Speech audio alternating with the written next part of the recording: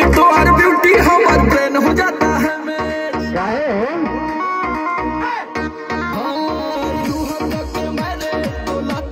देख के तोहर ब्यूटी हमर ब्रेन हो जाता है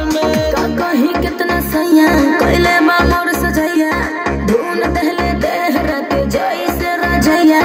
छील देला दहिया मुसलम बलमुआ के बलम बलमुआ के बलम बलमुआ के बलम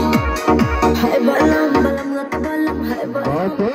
बलम धस जैसे नरगद के कलम बलमुआ के बलम बलमुआ के बलम बलमुआ के बलम।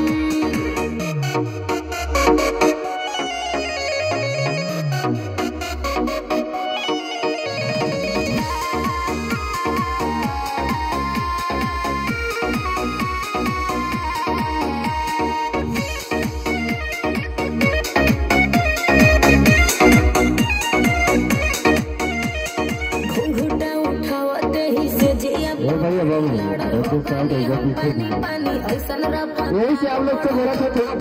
बैठ के एंजॉय करेगा।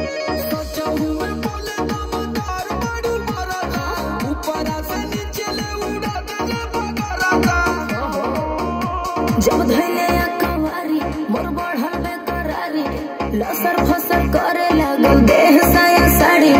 गरम रहे खाके मुर्ग मुसल्लम बलमुआ के बलम बलमुआ के बलम बलमुआ के बलम है बलम बलमुआ के बलम है बलम बलमुआ के बलम धस जैसे नरगद के कलम बलमुआ के बलम बलमुआ के बलम बलमुआ के बलम।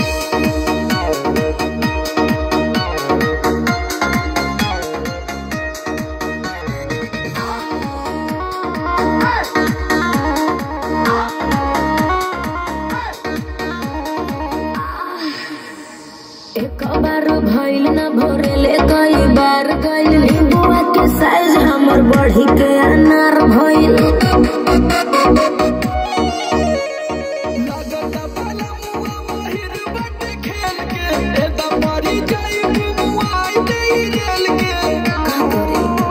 मरले बाले संछका समर आलोक धक्का